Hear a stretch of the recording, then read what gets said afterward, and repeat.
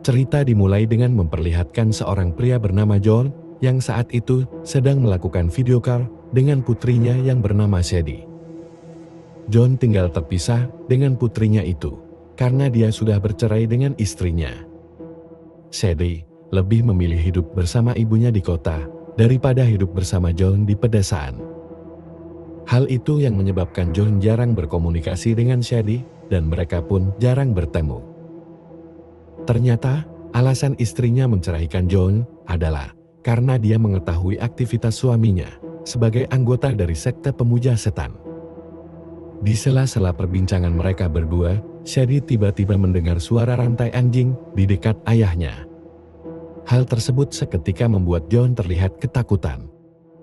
Dan tanpa alasan yang jelas, John pun segera menutup telepon tersebut. John yang kini merasa ketakutan, tiba-tiba diganggu oleh makhluk tak kasat mata. Karena John merasa jiwanya tengah terancam, dia pun segera pergi menuju ruang bawah tanah.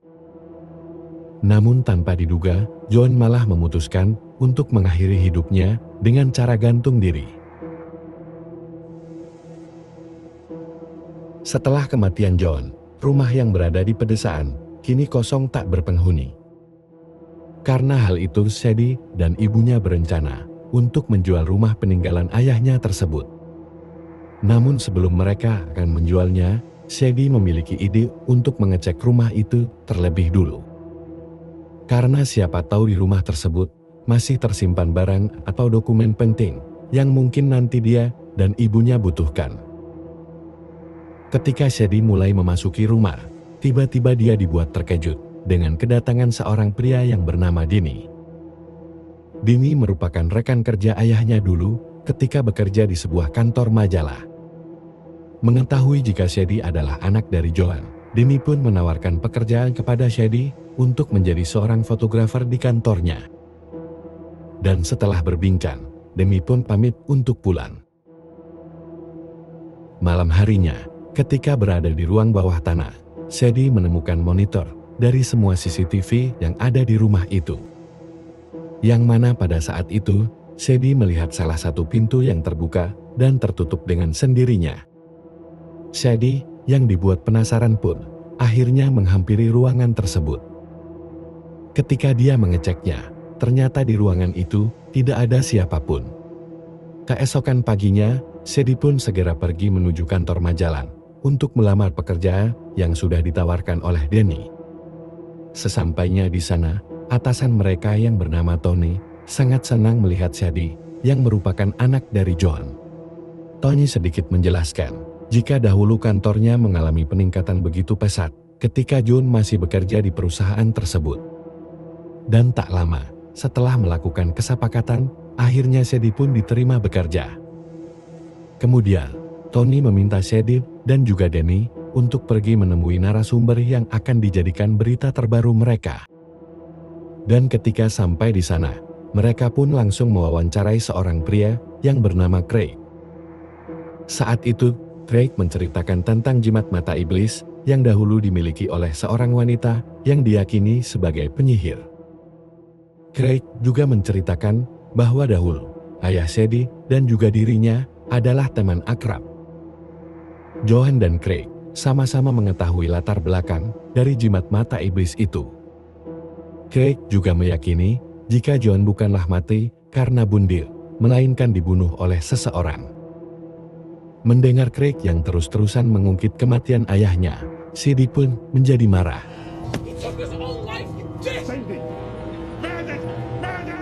Denny yang melihat hal itu pun segera mengajak pergi Sadie agar pertengkaran mereka tidak menimbulkan kegaduhan di sana. Setibanya di rumah, perdebatan pun terjadi antara Denny dan Sadie. Denny menyalahkan Sadie karena tidak bisa menahan emosinya. Yang mana karena hal itu, wawancara mereka bersama Craig harus gagal. Namun, Denny yang tak ingin masalah tersebut semakin besar, memutuskan untuk pergi dari rumah itu. Ketika Denny pergi, tanpa sengaja, Sadie melihat kalung bermata satu yang tersimpan di dalam sebuah buku. Singkat cerita, di malam harinya Sadie meminta kepada Denny untuk menceritakan lebih lanjut tentang jimat iblis itu. Kemudian Denny pun bercerita bahwa dahulu, tepatnya di tahun-tahun 1851, hiduplah seorang wanita bernama Sally. Di mana saat itu, Sally tiba-tiba terbangun dari tidurnya karena mendengar bisikan yang memintanya untuk membuat jimat dari sebuah logam. Dan ternyata, tanpa sadar, dia membuat bahan logam itu menjadi sebuah kalung berbentuk mata iblis. Dan setelah itu, Sally pun meminta kepada para warga untuk segera bertobat agar desa mereka tidak mengalami sebuah bencana. Akan tetapi, karena warga yang tidak mempercayai perkataan Sally, maka para warga pun terus melakukan dosa. Hingga pada suatu hari, tiba-tiba bencana besar pun terjadi. Para warga di sana mulai dilanda bencana kelaparan dan menyebabkan sebagian warga harus meninggal. Dan karena perkataan Sally yang menjadi kenyataan, penduduk pun mulai menuduh Sally adalah seorang penyihir. Bahkan, Sally pun ditangkap oleh para warga dan juga mulai disiksa. Para warga dengan keji mengambil salah satu matanya. Dan pada akhirnya, Sally pun harus tewas akibat dibakar hidup-hidup bersama dengan anjing peliharaannya. Dan setelah kematian Sally, mata iblis itu pun tidak pernah diketahui keberadaannya. Kemungkinan besar, mata iblis itu telah terkubur bersama mayat Sally. Dan kemudian, Denny mengatakan, barang siapa yang memiliki kalung mata iblis itu, maka kalung tersebut dapat mengabulkan segala keinginan orang yang memilikinya. Tetapi orang yang membawa jimat itu akan dihantui selamanya oleh Sally dan juga anjing peliharaannya. Setelah mengatakan itu semua, mereka pun mulai terbawa suasana. Yang kemudian Shaggy dan Denny pun berciuman. Akan tetapi, tiba-tiba Denny menghentikannya karena dia teringat kalau dirinya sudah mempunyai tunangan. Pagi harinya, saat berada di kantor, Shaggy dibuat cemburu oleh Denny yang tengah berciuman bersama tunangannya yang bernama Faye. Shaggy yang teringat dengan jimat mata iblis, lalu meminta permohonan. Shaggy meminta agar Denny berhenti mencium Faye. Dan benar saja, tak lama setelah mengucapkan permohonannya, Denny pun tiba-tiba menghentikan perbuatannya itu. Dan kemudian, Denny pun menghampiri Shaggy untuk mengajaknya mengambil sebuah laptop yang tertinggal di dalam rumahnya. Akan tetapi, ketika sesampainya di rumah Denny, terlihat ibu Denny yang tampak tidak suka dengan kehadiran Shaggy. Bahkan ibunya Denny juga mengusir serta meminta kepada anaknya untuk menjauh dari Shaggy. Singkat cerita, ketika sampai di rumah Shaggy, Shaggy pun kembali meminta permohonan kepada jimat mata iblis itu. Dia meminta agar Denny mau menginap di rumahnya. Dan lagi-lagi, permohonan itu pun terwujud. Shaggy pun lalu berpamitan untuk mandi, sedangkan Denny sendiri akan pergi menuju ruang bawah tanah. Pada saat itu, Denny menemukan video rekaman yang memperlihatkan John yang sedang ketakutan. John ketakutan karena dia merasa sering diganggu oleh makhluk yang tak kasat mata. Karena alasan itulah, John sengaja memasang CCTV di setiap sudut rumahnya. Semua itu dia lakukan agar dapat membuktikan keberadaan dari makhluk halus tersebut. Sementara itu, Shaggy yang sedang mandi tiba-tiba melihat sebuah kepala menyeramkan di dalam bathtub yang membuatnya berteriak ketakutan.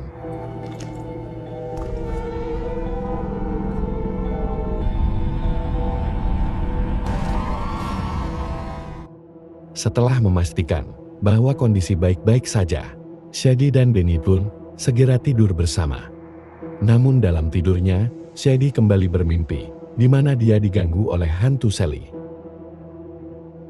Di pagi harinya, saat sampai di kantor, tiba-tiba Tony memarahi Shaggy. Karena halaman depan untuk artikelnya masih saja belum diselesaikan.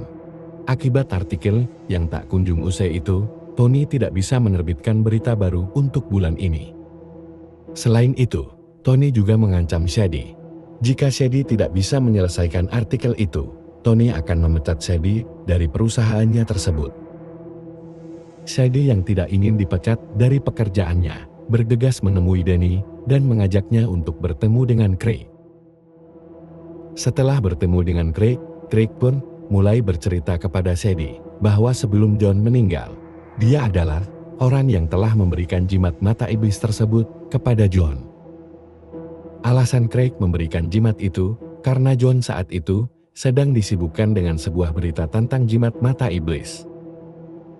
Namun setelah beberapa hari John memegang jimat iblis itu, John malah diteror oleh hantu Sally. Dan hal itu jugalah yang menyebabkan John tewas gantung diri. Selain itu, Craig juga meminta kepada Sadie agar dia mau memberikan jimat mata iblis itu kepadanya. Akan tetapi Sadie yang sudah ketagihan membuat permohonan kepada jimat itu, tentu saja menolak permintaan itu. Ketika sampai di kantor, tiba-tiba Faye datang melabrak Sadie. Ternyata Faye mengetahui bahwa Sadie sudah tidur satu ranjang bersama Denny. Sadie pun berusaha mengelak dan menjelaskan semuanya kepada Faye. Tapi usahanya itu sia-sia, Faye tetap tidak percaya dengan semua perkataan Sadie. Bahkan Faye juga memberitahu Sadie bahwa saat ini dirinya sedang mengandung anak dari Denny.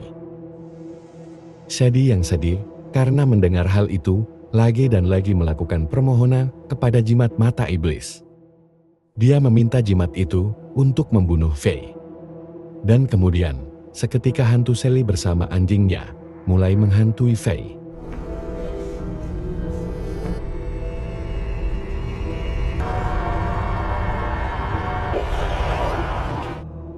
Hal itu menyebabkan Faye tewas seketika. Setibanya di rumah, Sadie sangat terkejut ketika melihat Denny sudah ada di rumahnya. Denny sudah menunggu Sadie pulang karena Denny ingin mengatakan perasaannya kepada Sadie. Mendengar hal itu, Sadie pun merasa senang karena hal itu memang sudah ditunggu-tunggu oleh Sadie. Namun tiba-tiba, Craig datang dan memukul mereka berdua sampai pingsan. Setelah mereka tersadar, Craig pun mulai berkata jujur kepada mereka bahwa faktanya selama ini Denny dan Sadie merupakan saudara kandung. Hal itu dapat dibuktikan dengan cerita Craig bahwa dahulu ibu Denny pernah berpacaran dengan John. Bahkan selain itu, rupanya ibu Denny dan ibunya Sadie adalah sahabat dekat. Namun tanpa diketahui, ibu Sadie sudah bermain belakang dengan John yang merupakan pacar dari sahabatnya sendiri. Hingga pada suatu ketika, di saat ibu Denny tengah hamil anak dari John, John malah meninggalkannya dan memutuskan memilih ibu Sadie untuk memulai hidup baru. Dan terjawab sudah alasan yang membuat ibu Denny terlihat sangat tidak suka ketika dia bertemu dengan Sadie. Kemudian, Craig pun segera pergi dari sana untuk mencari keberadaan dari jimat mata iblis. Denny yang melihat kesempatan itu, segera membuka ikatan di tangan Sadie dan memutuskan untuk segera pergi. Namun sebelum pergi, Sadie meminta tolong agar Denny mau membantunya untuk mencari makam dari Sally, agar hantu Sally tidak lagi mengganggunya. Sadie beranggapan jika ia mengembalikan jimat mata iblis itu ke makam Sally, maka arwah Sally akan tenang dan tidak akan lagi gentayangan. Setelah mengetahui keberadaan makam Sally dari denah yang mereka temukan, Denny pun segera menuju makam Sally. Sedangkan Sadie akan menunggu Denny di dalam rumah. Sesampainya di makam Sally, Denny pun segera menaruh jimat mata iblis itu tepat di tengkorak kepala Sally. Akan tetapi, tanpa disangka, tiba-tiba hantu Sally mulai mengganggu Denny, sehingga membuatnya terseret dan kemudian tewas. Sedangkan Sadie, yang sedang berada di dalam rumah, mulai dihantui oleh hantu Sally. Hantu itu kembali menghampirinya. Sadie yang ketakutan, segera berlari menuju salah satu ruangan. Akan tetapi, ketika pintu terbuka, Sadie malah dibuat lebih ketakutan lagi melihat Craig, yang sudah tercongkel kedua bola matanya. Pada akhirnya, Craig pun memutuskan untuk mengakhiri hidupnya daripada terus-menerus dihantui oleh hantu Sally. Sadie yang kini jiwanya semakin terancam tanpa sengaja bertemu dengan arwah sang ayah. Ayahnya meminta kepada Sadie untuk mencongkel matanya sendiri agar hantu Sally tidak dapat mengganggunya lagi.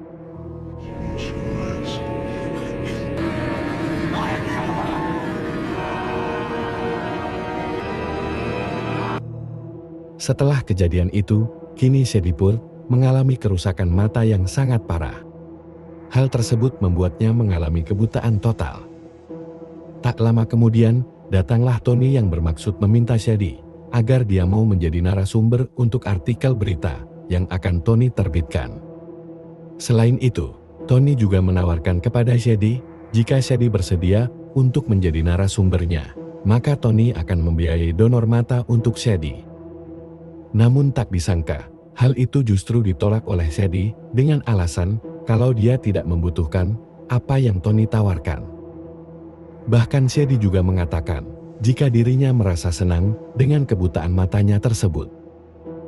Kemudian datanglah sopir taksi yang akan membawa Shady menuju bandara. Dan ketika Shady akan masuk ke dalam mobil, tiba-tiba saja sopir taksi itu melihat jimat mata iblis tersebut. Yang lalu Shady pun meminta sopir taksi untuk memasukkan jimat itu ke dalam tasnya.